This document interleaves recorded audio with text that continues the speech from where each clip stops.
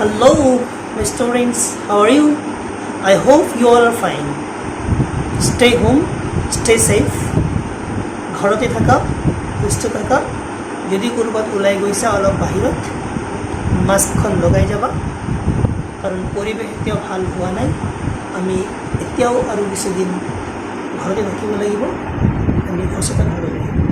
এতিয়া মই ৰুমত অকলে আছোঁ, গতিকে মই মাস্কখন খুলি দিছোঁ। মোলে ঘৰত থাকিলে মাস্কখন খুলি কিবা কৰিব লাগে। আমি কৰোণাৰ পৰা বাচিব লাগিব, আমি সজাগ হ'ব লাগিব। আৰু যদি বাহিৰত ওলাই গৈছা ঘৰত আহিলে আমি এটা সৰু কাম কৰিলে আমাৰ বহুত উপকাৰ দিব পাৰিব। আমি ইমিউনিটি বুষ্ট কৰিবলৈ কিছুমান খাদ্য খাব লাগিব, ভাল ভাল খাদ্য খাব লাগিব। আৰু বিশেষকৈ উতলোৱা পানী বইল্ড ৱাটাৰ কৰি পেলাই তুমি এটা পাত্ৰত লৈ নাকৰ ওচৰত আনি জোৰে উশাহ ল'বা, মানে ভাপটো যাতে নাকেৰে যায়, ভিতৰ লাঞ্চত যায়। যদি লাঞ্চত কিবা ভাইৰাছ জমা হৈ থাকে বা নাকৰ বিদ্যাত যদি জমা হৈ থাকে, এইখিনি ভাপৰ কাৰণে কি হৈ যায়, ডেষ্ট্ৰয় হৈ যায়, মৰি যায়। গতিকে আমি এইখিনি কৰিব পাৰিলে খুবেই ভাল। তো আজি আমি এখন কবিতা পঢ়িবলৈ গৈ আছোঁ। লেচন নম্বৰ 2, দ্য কোৱাৰেল, কাজিয়া। কাজিয়া নামৰ কবিতাটো আমি কিয় দিব লগা হ'ল চেপ্টাৰত, আমাৰ পাঠ্যক্ৰমত কাজিয়া নামৰ কবিতাটো কিয় দিব লগা হ'ল? আৰু এই কবিতাখন কোনে কম্প'জ কৰিছিল? ইলিয়নৰ ফাৰ্জিয়ন। She is an English poet. She was born in London of England, born in 13 February 1881. She is the daughter of popular novelist Benjamin Franklin and Maggie Franklin. She wrote many books for children. তেখেতে কি কৰিছিল? শিশুৰ কাৰণে বহুত লিখা মেলা কৰিছিল। 1856 award পাইছিল for children literature, শিশু সাহিত্যৰ কাৰণে এৱাৰ্ড পাইছিল। আৰু ঠিক তেনেকৈ তেখেতে আৰু তোমাৰ চিভিল কিছুমান এৱাৰ্ড আছে অফ ইংলেণ্ড, এইবিলাকো পাইছিল। এট লাষ্ট ইন 1965 1965 চনৰ জুন মাহৰ 5 তাৰিখে হেম্পষ্টিডত তেখেতে মৃত্যুবৰণ কৰিছিল। আমি কাজিয়া কৰি ভাল পাওঁ ন? সৰু ভাইটি ভণ্টি চাইল্ডহুডত 6, 7, 8, 9, 10, 11, 12 বছৰ বয়সত, তোমালোক যিটো বয়সৰ খুব কাজিয়া কৰি ভাল পোৱা, কোনো কাৰণ নোহোৱাকৈ কাজিয়া কৰা তোমালোকে। আৰু সেইকাৰণে এই কাজিয়া, দ্য কোৱাৰেল চেপ্টাৰখন আমাৰ পাঠ্যক্ৰমত অন্তৰ্ভুক্ত কৰিব লগা হ'ল। আমি কিয় কাজিয়া কৰোঁ? কাজিয়া কৰিব লাগে নেকি? বা স্বাস্থ্যৰ কাৰণে কাজিয়া ভাল নে বেয়া, এইখিনিও জানিব লাগিব। আমি কাজিয়া সৰু সৰু কথাতে কাজিয়া লাগি যাওঁ, কিন্তু অলপ পিছত আকৌ কি হৈ যাওঁ, মিলিও যাওঁ। কিন্তু যেতিয়া কাজিয়া কৰিছোঁ এনেকুৱা লাগিছিল মোৰ কথাটো সঁচা, মই সত্য, I am the right path, you are in the wrong, তোমাৰটো ভুল মোৰটো শুদ্ধ, গতিকে আমি কি কৰোঁ? কাজিয়া কৰোঁ। কিন্তু তুমি যেতিয়া তোমাৰটো শুদ্ধ বুলি ভাবিবা, সি যেতিয়া তাৰটো শুদ্ধ বুলি ভাবিব, তেতিয়াহ'লে তোমালোকৰ মীমাংসা নহ'ব, কাজিয়াই থাকি যাব। আৰু যি সৰু হ'ব, যিয়ে ক্ষমা খুজিব, যিয়ে ভুল স্বীকাৰ কৰিব, সেয়ে লাহে লাহে কি হয়? মহৎ হয়। ক্ষমা কৰি দিয়াটো এটা মহৎ গুণ। আৰু সেই তাৰেই বহিঃপ্ৰকাশ ঘটাবলৈ আমাৰ এই কবিতাটো ইয়াত দিয়া হৈছে। এই কবিতাখন কোনে কম্প'জ কৰিছিল? ইলিয়নৰ ফাৰ্জিয়ন, ইংৰাজ কবি ইলিয়নৰ ফাৰ্জিয়ন, a British poet. She was born in 13 February 1881 and his father was a popular novelist Benjamin Franklin and Maggie Franklin. He wrote many books for children as like তোমালোকে যোৱা বছৰ যেনেকৈ পাইছিলা নৱকান্ত বৰুৱা, তেনেকুৱা সিহঁত আছিল আমাৰ অসমীয়া কবি। বাট আজি যিজনৰ বিষয়ে পঢ়িম এখেত হ'ল ইংৰাজ কবি, ব্ৰিটেইন, ইংলেণ্ড, লণ্ডনৰ কবি।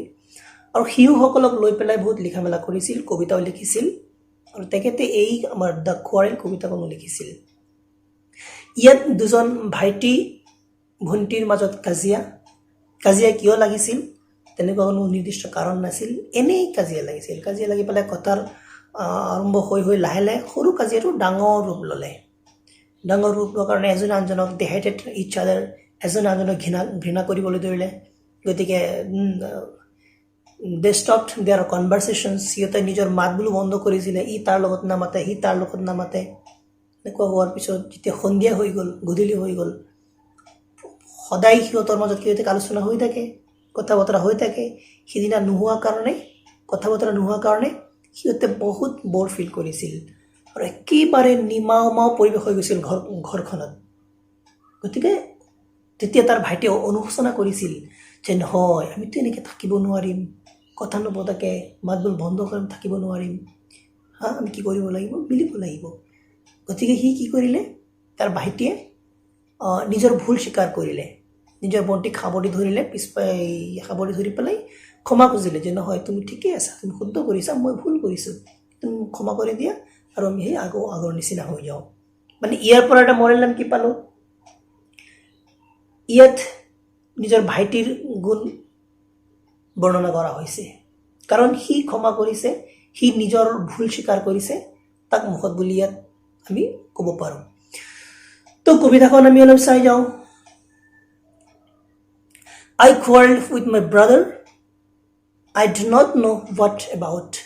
I quarreled with my brother. মই বাৰ্টিৰ লগত কি কৰিছিলোঁ কাজিয়া কৰিছিলোঁ I do not know what about.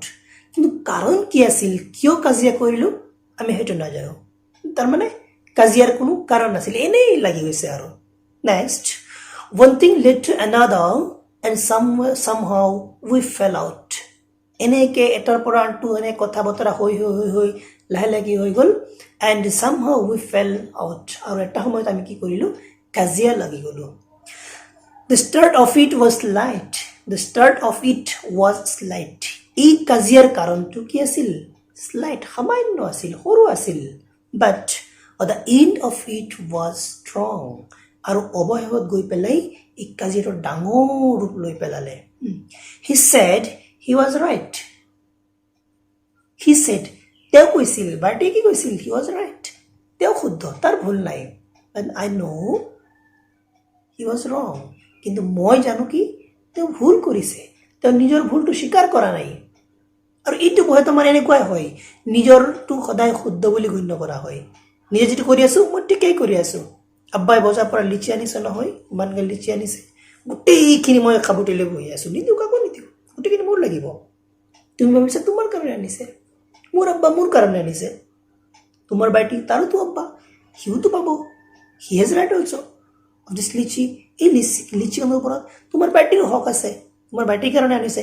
কিন্তু তুমি কি কৰিছা গোটেইখিনি লৈ বহি আছা গোটেইখিনি তোমাৰ কাৰণে আনিছে কিন্তু আচলতে তাকো দিব লাগে তুমি ভাবি আছা বাছ গোটেইখিনি তোমাৰ সি ভাবিছে নহয় মইতো ইয়াত পাম মোৰো লাগিব এনেকুৱা মেটাৰ লৈ পেলাই কাজিয়া হৈ থাকে গতিকে তাৰ সময়ত কি হ'ল তুমি ভাবি আছা তুমি শুদ্ধ গোটেইখিনি তোমাৰ কাৰণে আনিছে আচলতে তুমি ভুল নহয় অকল তোমাৰ নহয় তোমাৰ বাটিৰো আছে ইয়াত we hated one another আমি ঘৃণা কৰিছিলোঁ লাহে লাহে one another এজনে আনজনক কি হ'ল ঘৃণা কৰিছিলোঁ the afternoon turned black এই ঘৃণা কৰাৰ কাৰণে যে আমি যেতিয়া মাত বোল বন্ধ কৰি দিছিলোঁ the afternoon was turned black আৰু সন্ধিয়া সময়টো অন্ধকাৰময় হৈ গৈছিল কেনেকৈ এনেই সন্ধিয়া সময়ত যেনেকৈ অন্ধকাৰ হয় আন্ধাৰ হৈ যায় কিন্তু মাত বোল বন্ধ কৰাৰ কাৰণে তোমাৰ যিটো নিমাও পৰিৱেশ আহি গ'ল মাত বোল বন্ধ কৰাৰ কাৰণে একদম আৰু অন্ধকাৰ যেন সিহঁতৰ অনুভৱ হৈ গৈ আছিল then suddenly my brother thumped me on the back মোৰ বাইটিয়ে কি কৰিছে thumped me on the back থপৰিওৱা ক'ত on my back মোৰ পিঠিত কি কৰিছে থপৰিয়াই আছিল and said আৰু কৈছিল come along সোনকালে আহা এনেকৈ আমি আৰু থাকিব নোৱাৰোঁ we cannot go on all night আমি এনেকৈ গোটেই ৰাতিটো কি কৰিব নোৱাৰোঁ পাৰ কৰিব নোৱাৰোঁ I was in the wrong মই ভুল আছিলোঁ so he was the right গতিকে তেওঁ কি আছিল শুদ্ধ আছিল মানে নিজে ভুল স্বীকাৰ কৰিছে নিজে সৰু হৈছে নিজে ক্ষমা বিচাৰিছে গতিকে সি এটা মহৎ কাম কৰিছে আৰু যি ক্ষমা বিচাৰিব যি সৰু হ'ব সি সদায় মহৎ হ'ব তাৰ এটা লক্ষণ গতিকে ইয়াৰ পৰা মৰেল আমি এইটোৱে পাওঁ যে আমিও কি কৰিব লাগিব নিজৰ অহংকাৰ লৈ বহি থাকিব নোৱাৰিম কিবা এটা হৈছে নিজে ভুল স্বীকাৰ কৰিব লাগিব নিজে ভুল স্বীকাৰ কৰিলে সমাজত ই কেতিয়াও সৰু নহয় সমাজৰ আগত সি ডাঙৰ মানুহ হয় কিয় ক্ষমা এটা মহৎ গুণ